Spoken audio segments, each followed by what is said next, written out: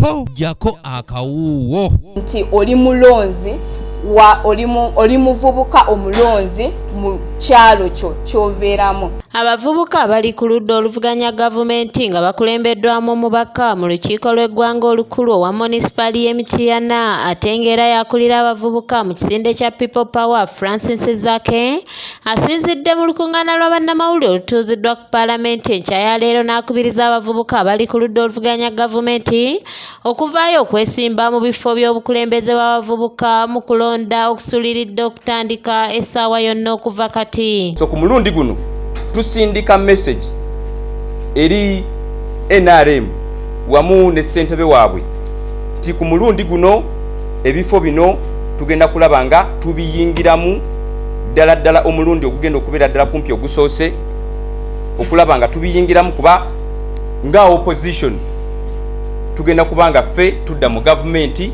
2021 era enteekateeka eri waggulu tumanyi nti bali mu zitambuza. Zaka asindikidde bannakibiina kya NRM obubaka obalabula nti ku mulundi guno babeerinde kubanga nabo bazze bamazeeko bulungi nnyo era nga baliwo okukwatagana okw'enjawulo nga bulijjo.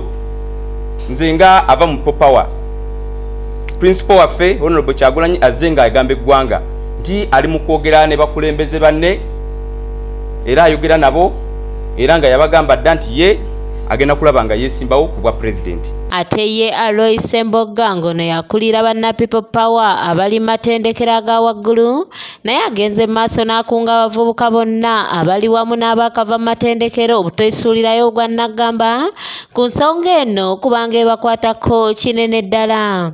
Nsaba okukubiriza abavubuka bonna okusingira ddala bali mu masematendekero ag'enjigiriza nti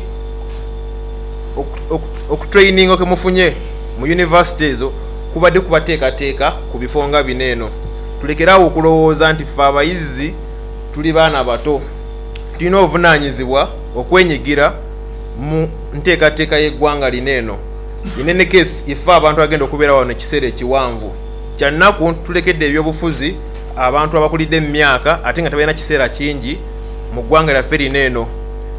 Obudde buli mabega waffe so tuba tukunga abayizi n'abakulembeze b'abayizi mu universities ez'enjawulo baveeyo benyigire mu bululu bw'abavubuka. Mu ngeri emu bano bakubiriza abavubuka baabwe obutawuddisibwa na busentesente obw'olubatu wamu n'okutiisibwatiisibwa ebiyinza okubajja ku mulamwa. Oba oluusi ne baleeta obusente nga bwe ngambye nti batumanyira ne baleeta obusente okubagula okubajja ku mulamwa. So muleme kuba nti mujjibwa ku mulamwa n'obusente obw'okutiisibwatiisibwa tulonde abakulembeze mu ffe be tulaba nti basobola okututwala mu maaso kuba eggwanga lino singa lyeyongeranga bwe liri ne lyongera okuva ebyo oba okwonooneka abavubuka fe abajja okusinga okufiira abavubuka kati ate singa eggwanga literera ne lidda ku mulamwa era fe abasinga okufunamu. Bagenze maaso ne basaba abavubuka okuvaayo okwetaba mu nteekateeka eno okuswaza abo bulijjo abayita abayaaye abaliwo okutabula obutabuza eggwanga nga beegugunga. Wabaddewo aboogera naddala abali mu buyinza bagezaako oluusi okwogera mu ngeri y'okujerega n'okuseketera abavubuka nga bagamba tetulina mulamwa bagamba tuli disorganized ekitali kituufu. Guno gwe gumu ku mukisa gwe tusobola okukozesa okulaga obukulembeze obw'enjawulo okulaga nti tutegeera ensonga naye ekyo kitwala okukola katukubiriza abavubuka bannaffe baleme kwenyigira mu bwenyigizi wabula basome bategeere ekigenda mu maaso kyetwagala tukimanyi embeera ez'enjawulo ezitunyigiriza tuzimanyi tuzisalire empenda tulabe nti tuzimba eggwanga lyaffe. Kinajjukirwa nti enteekateeka y'okulonda obukiiko bw'abavubuka obw'ebyalo nga bwe kulambikiddwa ekitongole ky'ebyokulonda kugenda kutandika n'okukebera enkalala z'abalonzi okuva ng'ennaku z'omwezi 19 okutuuka ng'ennaku z'omwezi 28 omwezi ogwokubiri okuwandiisa n'okusunsulamu abaneesimbawo okutandika ng'ennaku z'omwezi 8 okutuuka nga 13 omwezi ogwokuna ate olwo okulonda kuno kwo kubeerewo ng'ennaku z'omwezi 24 omwezi ogwokuna omwaka guno. Obukiiko bw'abavubuka obw'okubyalo kuliko ssentebe oba nnantebe ne kubeerako amyuka ssentebe oba nnantebe